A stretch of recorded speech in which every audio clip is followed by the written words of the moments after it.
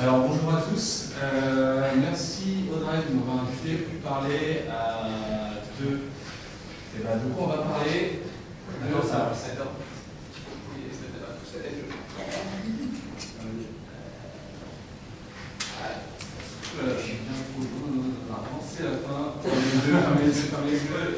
C'est parti. Alors, et de quoi on va parler aujourd'hui? Donc moi j'aimerais faire une présentation aujourd'hui devant vous sur mon Rex, d'accord, un Rex, un retour d'expérience sur migration monolithe microservices. Pourquoi j'ai fait cette présentation? Parce qu'aujourd'hui, depuis peut-être 2-3 ans, maintenant du microservice, c'est le cyberbullet, et chaque fois ça va vous sortir du caca. Et à chaque fois j'arrive chez les clients, chaque fois c'est une architecture microservice, c'est une migration qu'on veut faire.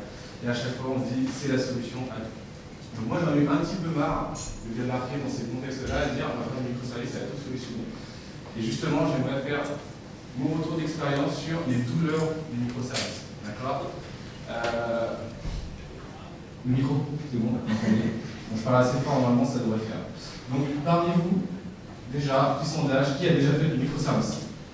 Levez les mains, levez les mains, levez les mains, levez les mains. Laissez les mains levées si ça s'est bien passé. Non? Est-ce que vous voulez en faire? Non plus? Eh bien moi c'est mon cas. C'est mon cas. À chaque fois que je suis chez les clients, à chaque fois je ne veux plus en faire. Parce que c'est catastrophique. Mais en fait, ce n'est pas les microservices en soi catastrophique, c'est la remise en application catastrophique. Donc il y a de très mauvaises raisons. Donc, by the way, petite pub, je suis Dave Panza, je suis freelance, et j'ai pu approcher, développer sur des architectures microservices chez plusieurs clients, différents types de domaines, bancaires, pharmaceutiques et aussi télécom. Fin de la pub. Et donc, pour le coup, le contexte est assez simple. Le gros méchant monolithe que vous voyez à chaque fois que vous entrez dans un projet. Il est moche, il est méchant, et ça, c'est vous qui êtes en bas devant ce monolithe. Et voici la tête que vous faites, en tout cas moi, que je fais à chaque fois que je regarde un monolithe avec un legacy de plus de 3-4 ans. C'est l'horreur. C'est l'horreur. On ouvre une classe, il y a plus de 500 lignes de code. Quand on touche une partie, ça fait tout, même des choses qu'on n'a rien à voir. Et donc pour le coup, il y a toujours soit un développeur, soit un manager, soit un architecte qui a vu un article, une conférence, ce genre de choses. Il se dit, waouh, le microservice, c'est quand même super sympa. Et donc pour le coup, microservice, concept de base, je ne vais pas vous faire la théorie, je pense que vous la connaissez, c'est découper un monolithe, découpé en plusieurs couches techniques, si vous n'avez pas de chance, fonctionnelles, si vous avez beaucoup de chance, et les éclater en microservice. Un microservice, c'est quoi? C'est une unité logique qui fait une seule chose et qui est complètement autonome. Quand on dit autonome, qui n'a pas besoin de personne pour fonctionner, et que s'il plante, et bien il plante tout seul. Et qui fait une seule chose bien, on ne mélange pas les choses de carottes, et donc du coup on se concentre sur le rôle d'un microservice uniquement, et il le fait bien. Et pour le coup, pourquoi les microservices, par opposition avec le monolithe, c'est super bien? Eh bien parce que, déjà, un microservice, c'est micro, et donc sa code base, elle est beaucoup plus petite, donc beaucoup plus maîtrisable. Donc par rapport à un monolithe où on a tout et n'importe quoi, et donc difficilement maîtrisable. Étant donné qu'on n'est pas lié à une infra, lié à une autre code base, à d'autres problématiques, on va pouvoir popper des microservices à côté. D'accord? Donc pour tous nos besoins, on va pouvoir démarrer plus rapidement. Ça permet de séparer aussi les livraisons. Donc à l'instar des livraisons monolithiques, et bien on va pouvoir livrer des microservices séparément. Et ensuite, étant donné que c'est beaucoup plus petit à livrer, on va aller beaucoup plus vite sur ces livraisons, théoriquement. Et nous, pourquoi on a pris ce type d'architecture? Parce que ça nous permettait de refactorer notre monolithe de manière plus incrémentale. Donc avec une stratégie d'étranglement. Donc à chaque fois, on extrayait des fonctionnalités du monolithe vers du microservice et on débranchait le monolithe par la suite. Et là, j'insiste sur deux autres points que les gens ont tendance à oublier quand ils font de l'architecture microservice. C'est d'adapter leurs outils à leurs besoins. Okay? Si vous avez besoin de faire de l'event sourcing dans un microservice, vous pouvez le faire. Vous pouvez mettre un framework, si vous voulez, dans un microservice, vous pouvez le faire. Vous pouvez expérimenter dans un microservice, ça vous pouvez le faire, sans perturber le système entier. Bon, bien sûr, il ne faut pas non plus se faire plaisir. Hein, parce qu'en tant que développeur, on adore découvrir des librairies, des nouveaux langages, mais il faut que ça soit dans la limite raisonnable et surtout pour un besoin qui est sûr et qui a de la valeur au métier. Et bien sûr, un dernier point, ça permet quand même de pouvoir scaler beaucoup plus facilement et d'assurer plus finement la résilience. Donc, en faisant cette présentation, à la base, il y avait 4 modèles, enfin 4 axes de maturité, du plus facile au plus difficile. Et là, j'en ai fait 3 pour des raisons de temps. Et pour le coup, le premier axe de maturité, qui est pour moi le beaucoup plus facile, c'est les joies du système distribué. D'accord ? Vous essayez de faire avec l'architecture microservice, c'est avant tout de créer un système distribué. Donc je vous l'ai dit, un microservice, c'est quelque chose qui fait une seule chose. Et donc, pour séparer les responsabilités du monolithe, d'accord, il va falloir le découper. Et à un moment, on se dit, ok, comment le découper? Alors c'est bien beau, on peut le découper en couches techniques. Mais on se rend compte que, parfois, quand on fait une release, on envoie souvent plusieurs microservices en même temps. Peut-être qu'ils sont trop petits. Ou on a l'inverse, le microservice qui est beaucoup trop gros. En fait, il n'y a pas forcément de bonnes règles à la taille d'un microservice. Moi, les règles que j'ai pu découvrir, c'est qu'un microservice, pour moi, c'est challengeable, pour moi, c'est une code base qui peut être refactorée, complètement réécrit, iso-fonctionnel en 2 semaines. Ou ça peut être une règle qui dit un microservice, c'est maintenable par 5 ou 6 développeurs, une feature team. Ce genre de choses. Donc, pour pouvoir découper un monolithe, d'accord, il faut déjà savoir quelles sont les responsabilités qui l'opèrent, qui les servent. Et donc, pour analyser justement le métier d'un monolithe, j'utilise domaine driven design. Est-ce que vous connaissez, pour le coup, DDD? Donc ça va vous parler. Donc DDD, essayez de voir tous les domaines qui constituent un peu votre plateforme et de créer des sous-domaines dans ces domaines. Identifier les bounding contextes. Donc les bounding contextes, c'est les limites d'application d'un métier. Par exemple, la notion du client n'est pas forcément la même dans le domaine facturation que dans le domaine livraison. Une fois que vous avez fait ça, vous pouvez éventuellement avoir un découpage cohérent. D'accord? Les ouvrages en fait, qui parlent de DDD, il y a beaucoup, je ne le présente pas. Donc DDD est constitué de 2 types de patterns, on va dire les patterns stratégiques. Les patterns stratégiques, c'est ceux qui vont vous aider à modéliser votre métier, à l'explorer. Donc ça, il y a un très bon atelier que je recommande à tout le monde, et à chaque fois je le fais quand je vais avec un client. C'est les brainstorming de Alberto Bandolini. En gros, vous prenez un espace avec un mur un peu infini, vous collez les post-it, vous invitez tout le monde, d'accord, les métiers, les développeurs, les analystes, tout le monde. Et donc, vous analysez en fait les interactions de votre système sous format cause et effet, donc commande et événement. Et une fois que vous avez ces commandes et ces événements, vous pouvez les regrouper à ce qu'on s'appelle des sous-domaines. Et donc là, vous avez votre premier quasiment découpage en microservices. Donc après, vous avez les patterns tactiques qui eux, s'attellent à comment implémenter les notions métiers dans votre code, type agrégat, avec l'objet, quantité ou repository. Ça, je vous conseille le reboot de Van Bergen dessus. Ensuite, un microservice, ok, on l'a copié, c'est bien. Le problème, c'est qu'un microservice, ça ne va pas suffire, ça ne rend pas une expérience utilisateur. Une plateforme n'est pas constituée que d'un seul microservice. Donc pour le coup, il va falloir qu'il communique avec vous. Et là, deux moyens de communiquer avec un microservice. Le plus simple, le plus facile, c'est de faire une communication directe via des API REST. J'ai un service A qui a besoin d'infos sur le service B, je l'appelle, très facile, j'ai de la donnée fraîche, il me répond en temps de temps. Le problème, c'est que c'est le meilleur moyen, d'accord, si vous en abusez, c'est le meilleur moyen de créer un modèle distribué.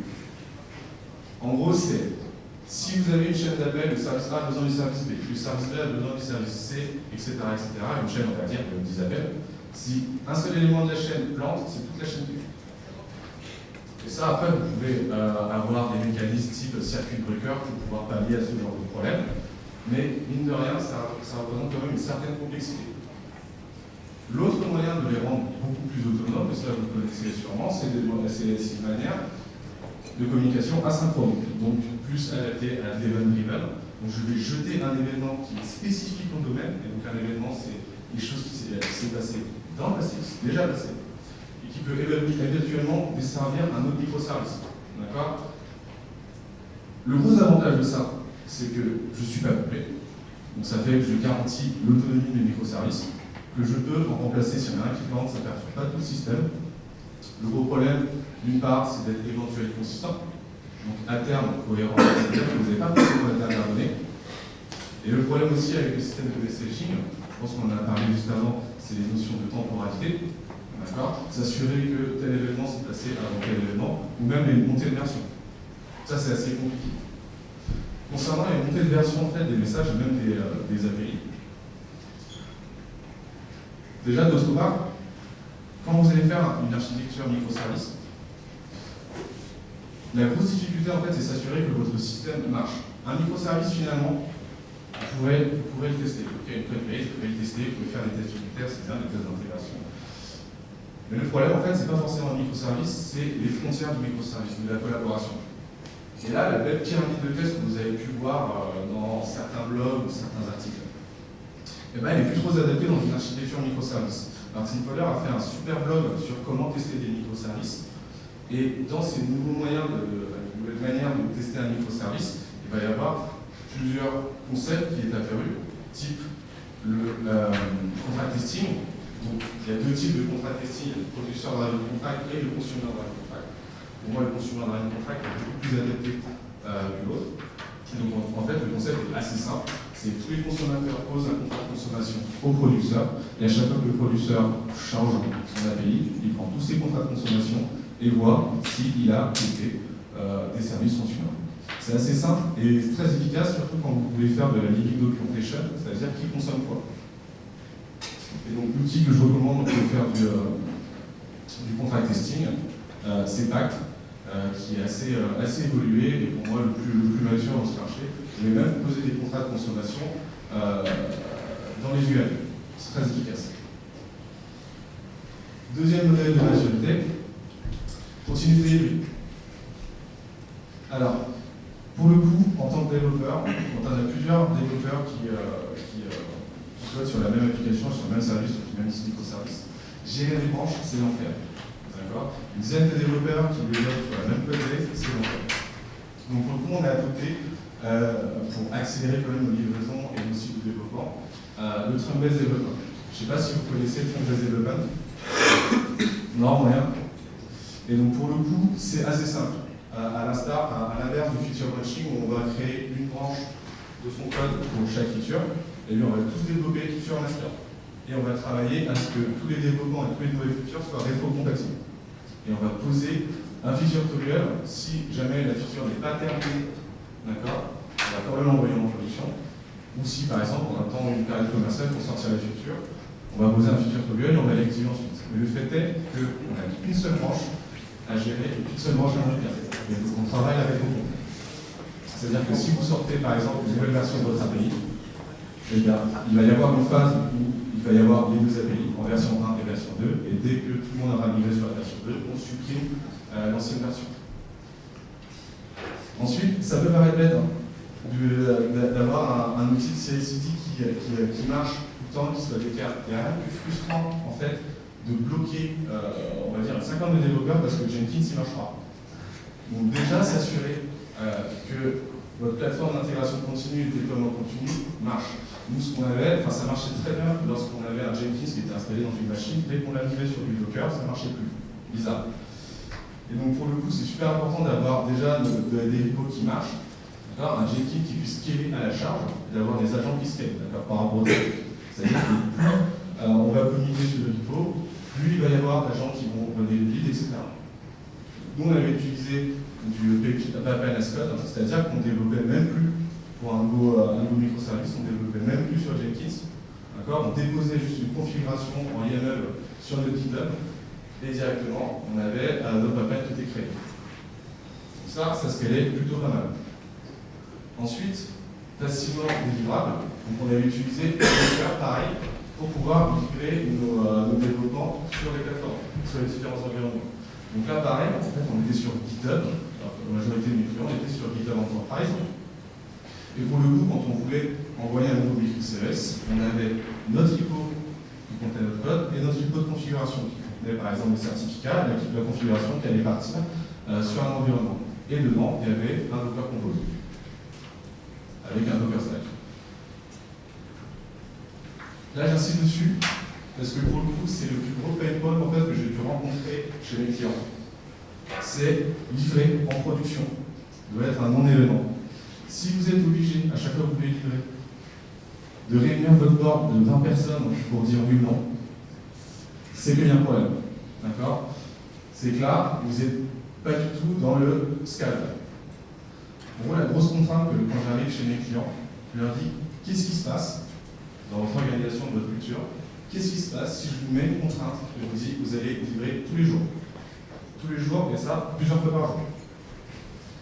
Et là, c'est assez marrant parce que l'organisation s'adapte à cette contrainte et culturellement, elle s'adapte. Et elle s'adapte à ne pas se réunir tous les mois pour dire oui ou non, cette livraison, elle est bonne ou pas.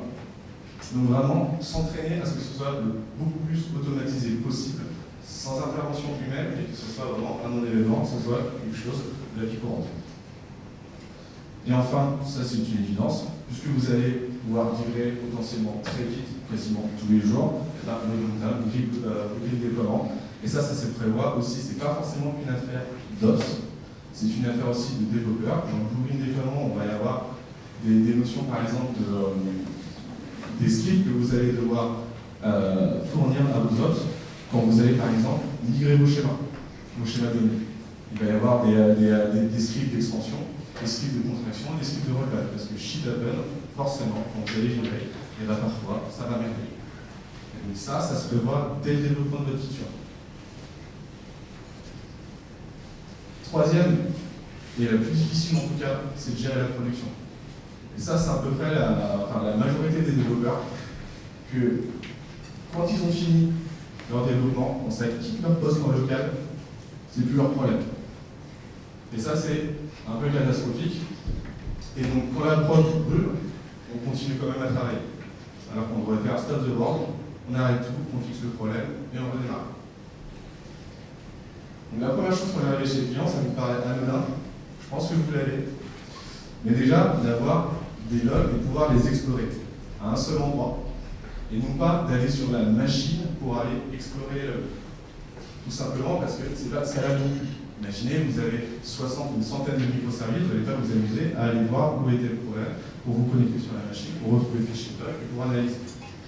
Donc déjà avoir une stack de monitoring qui soit efficace et d'avoir des bons logs. Savoir loguer aussi, c'est pareil. Combien de fois j'ai là chez les clients, ils me disent, bon, nous on log, il n'y a pas de souci, voici les logs, et quand je regarde les logs, 90% c'est du bruit, ou c'est des erreurs de bon fonctionnement. Et donc savoir faire des logs, c'est pas donné à tout le monde, et c'est quand même la base.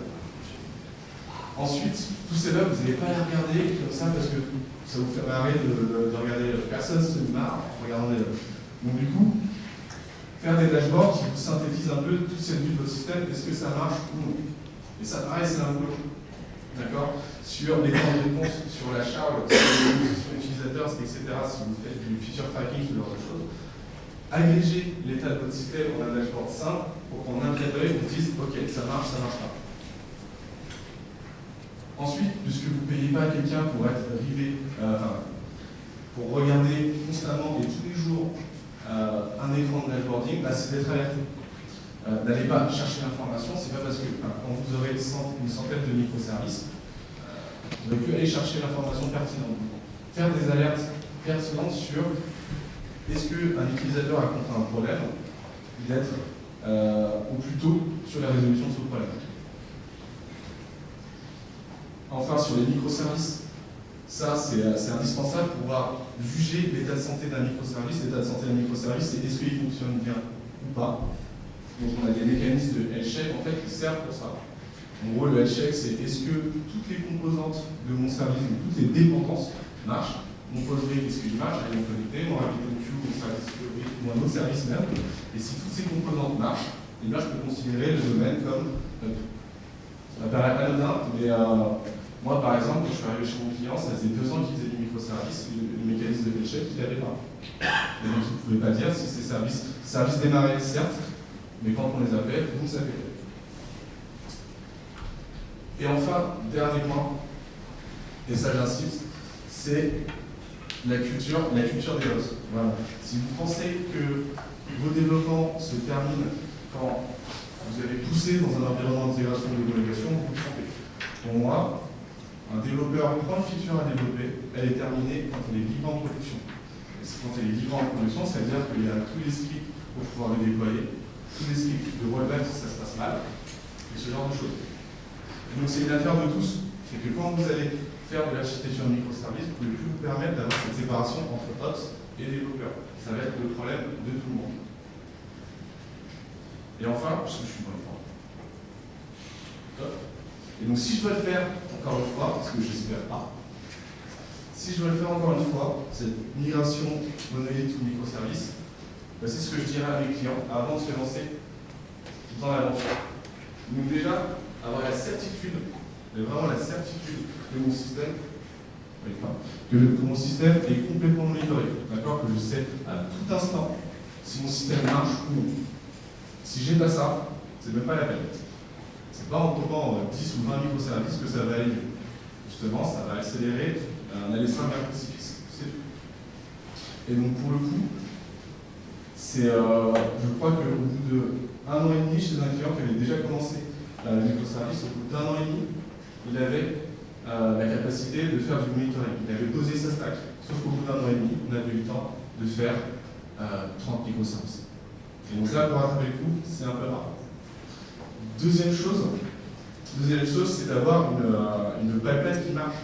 Ça, c'est une évidence, mais c'est fondamental. D'accord ? Que ça doit se passer très vite. Parce que je n'ai pas besoin d'aller cacher quelqu'un pour créer des guides, d'accord, mon pipeline, que ça se passe tout seul. J'ai juste à déposer un fichier de configuration dans un repo et ça se passe nickel. Ensuite, puisque vous allez répartir le travail dans un système distribué, eh bien, vous allez plus pouvoir le tester à la mano.